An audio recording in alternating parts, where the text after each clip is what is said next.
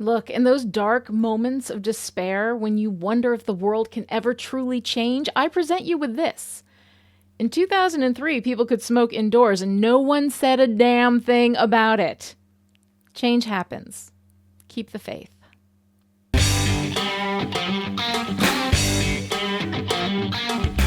Hi, and welcome to Still Pretty, a Buffy the Vampire Slayer YouTube series and podcast. I'm story expert Lani Diane Rich of Chipperish Media, and we are here today to talk about Dirty Girls, the 18th episode of Season 7. Dirty Girls aired on April 15th, 2003, and was written by Drew Goddard, with Rebecca Rand Kirshner as executive story editor, and Drew Z. Greenberg as story editor. This episode was directed by Michael Gershman. This is Gershman's directorial bow for Buffy. He was also cinematographer for the first 86 episodes of Buffy, so he was more than just a visiting director. He was part of the Buffy family, part of the visual aesthetic. Gershman directed one of the first truly auteured episodes of Buffy, Season 2's Passion. He was at the directorial helm for 10 episodes of the series, including some real standouts like Consequences, A New Man, Blood Ties, and Seeing Red. Gershman died at the age of 73 on March 10th, just 2 weeks ago from the time of this taping of Still Pretty. And I'd like to dedicate this episode to him in his memory. It was a privilege to talk about his work. All right, let's go on patrol. In Dirty Girls, a man dressed as a priest who calls himself Caleb picks up a potential on the run from the Bringers, then stabs the girl and throws her out of his car, leaving her as a message for Willow and her passenger to find. Yep, guess I'm back in Sunnydale. Face Return begins with a comedy of errors with Spike. You protecting vampires? Are you the bad Slayer now? Am I the good Slayer now? And a tense reunion with the Scoobies. Check it out.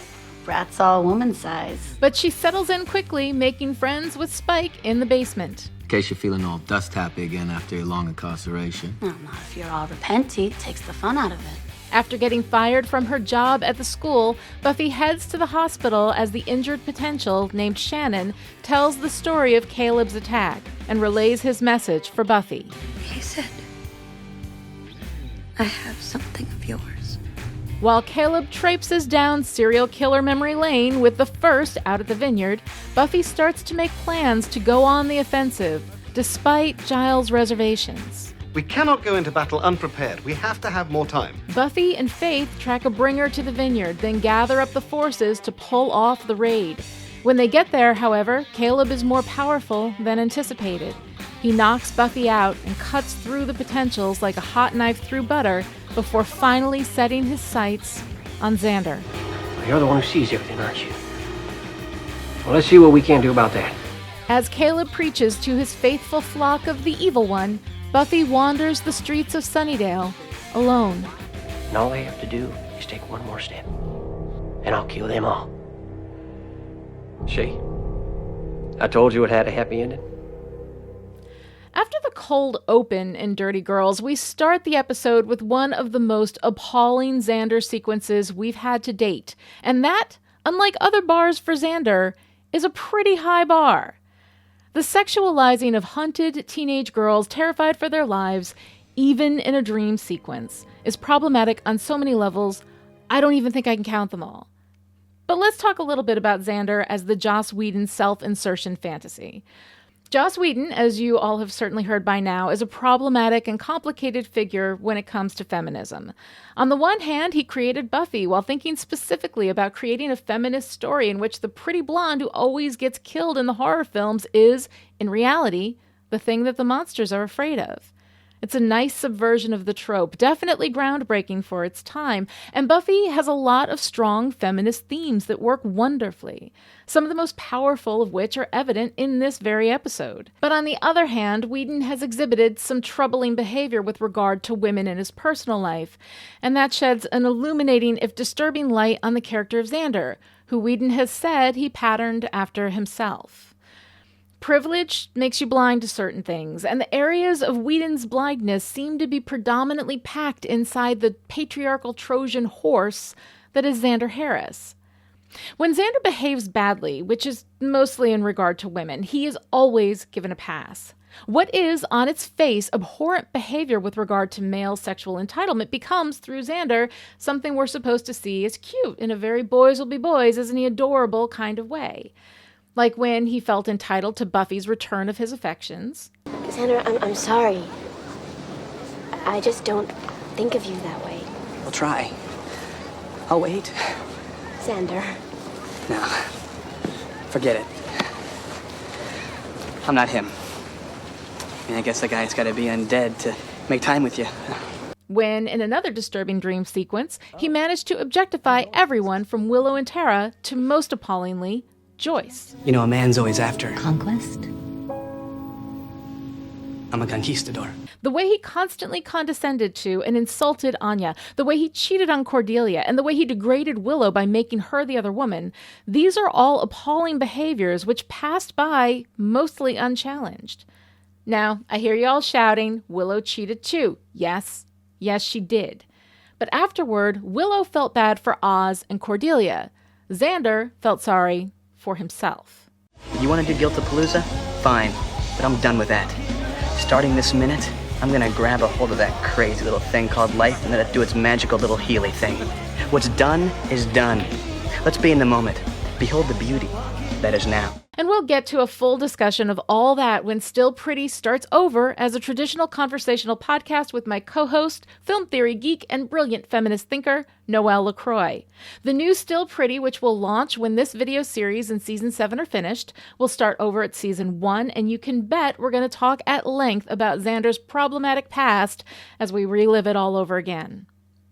My point is, these offenses are pulled off the top of my head with Xander. His problematic rap sheet is long and varied, most specifically in the way his objectification of and sexual entitlement to women are portrayed as kind of adorable.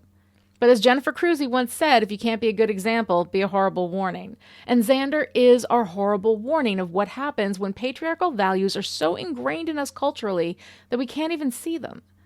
Xander is a lovable character in so many ways, but in an episode where we are actively illustrating toxic masculinity in Caleb while deliberately turning a blind eye to it with Xander shows us exactly how this kind of thing functions psychologically and socially. Okay, believe it or not, the blind eye pun I just did there was not intended, but the irony of Xander being the one who sees all when he is the very source of the troublesome elements we most often fail to see, I'm leaving it in. Some of the most toxic elements of our cultural psychology are delivered to us with a spoonful of Xander's adorable sugar. And that's what makes Xander actually more poisonous than Caleb, because at least with Caleb, we are supposed to see a villain. Now, you may say, hey, it was a dream, lighten up, and I get that. Except that it's not a dream. If a guy has a sexual dream about teenage girls having lesbian pillow fantasy fight, whatever. He doesn't have control over that, and God knows he's been culturally primed for exactly that sort of thing. But if a guy writes a script with a dream sequence that objectifies young girls and then it passes by dozens of others as it is filmed and released into the culture without commentary or question, that is another thing entirely. Look, I love Xander. I have always loved Xander. I will always love Xander, and I know I'm not alone. And there is good reason to love Xander, some of which we get in this very episode. This girl has died 2 times, and she's still standing. You're scared. That's smart. You got questions. You should. But you doubt her motives. You think Buffy's all about the kill. Then you take the little bus to battle. I've seen her heart, and this time not literally. And I'm telling you right now, she cares more about your lives than you will ever know. But it's specifically because of that love, and because the creators of this show don't hold him to account for the toxic masculinity he delivers with a quippy line and a charming smile, that it becomes our job as critical thinkers to hold him to account, to suck that poison out of the show, so we can move on to talk about what is kind of a kick-ass episode of Buffy. Hell, what are you doing?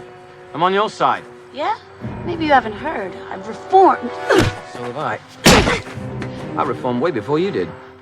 Before I get into this discussion about Faith, a mild spoiler warning for some story elements in Angel. I personally feel that a good story can't be spoiled, but if you disagree with this assessment, you may want to skip ahead a couple of minutes. Although, honestly, I'm not spoiling anything that hasn't been spoiled already if you watched this episode, and it's worth it for the discussion. But I wanted to give y'all a heads up. just in case. When we think about redemption arcs, we usually think about men, right? Othello, Jaime Lannister, Severus Snape, Darth Vader, Angel, Spike, even Giles. We get him post-redemption after his Ripper days, but those elements are still in there. Now, classically, most redemption arcs end in death, especially if a character has been so bad he can only purchase his redemption through self-sacrifice.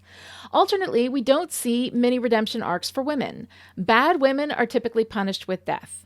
The Wicked Witch of the West, Catherine Earnshaw from Wuthering Heights, every woman who has ever had sex in a horror movie ever since the beginning of time.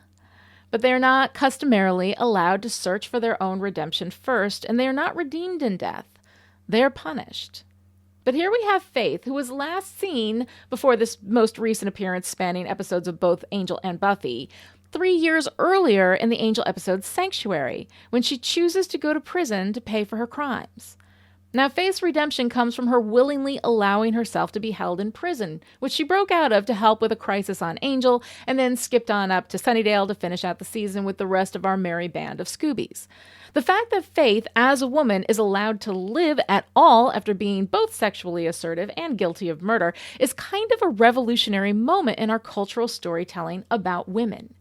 It's not that we've never seen redemption arcs for women in literature and pop culture, and we're definitely seeing them more in recent years, but Faith is one of the first characters to break that particular glass ceiling. Historically, women are not allowed redemption for anything worse than gossiping. Jane Austen's Emma is a good example of this. Our beloved Miss Woodhouse spends an entire novel working through her redemption arc, but her worst crime is meddling in other people's business. Had she had the temerity to have sex outside of marriage, her head would have been liberated from her shoulders right away, and she would likely have never been a Jane Austen heroine in the first place.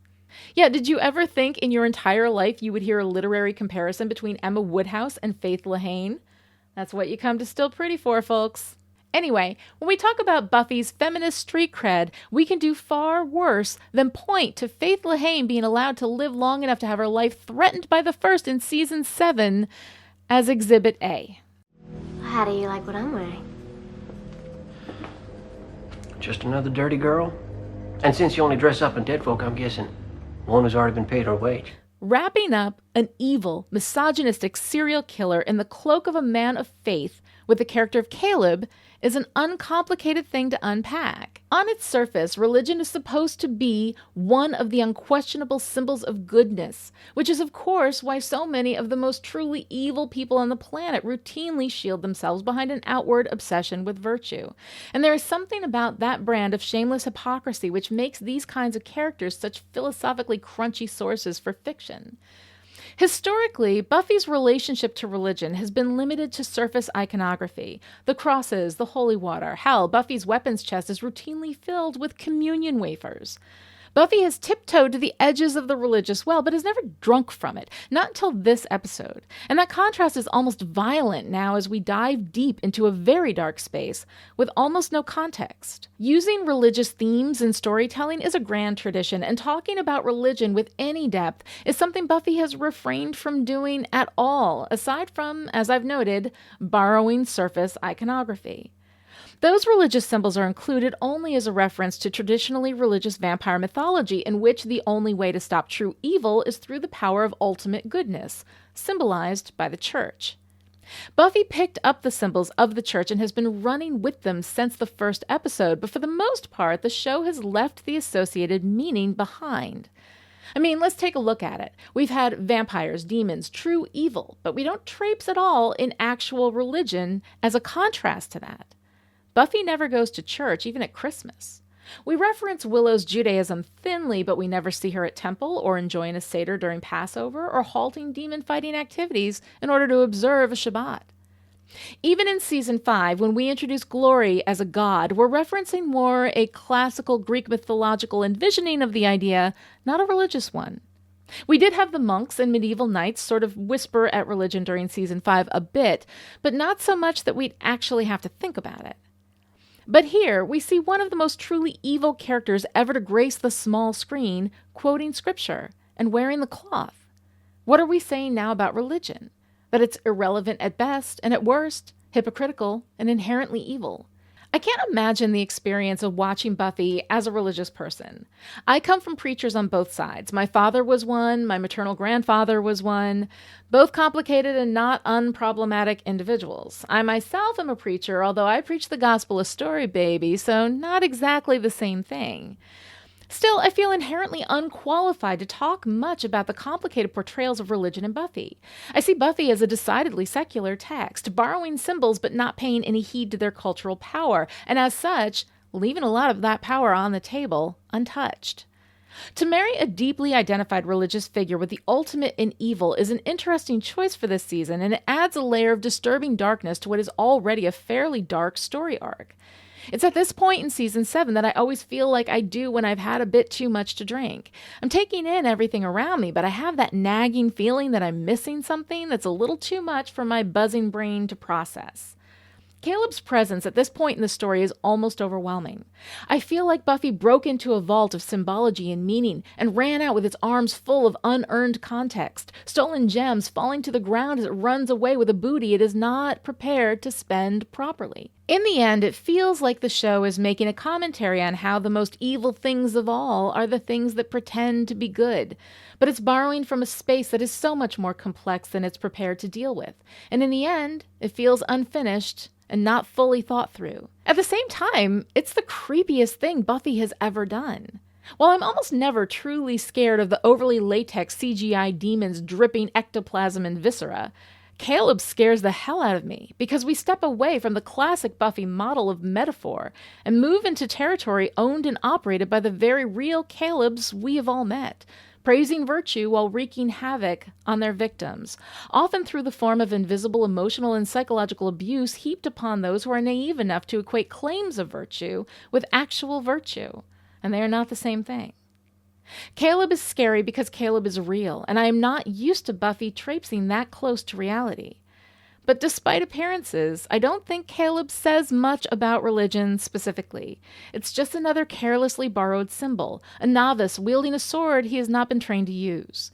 And as such, I think I'm going to end the discussion of the religious symbols at play right there. What do you see? Strength.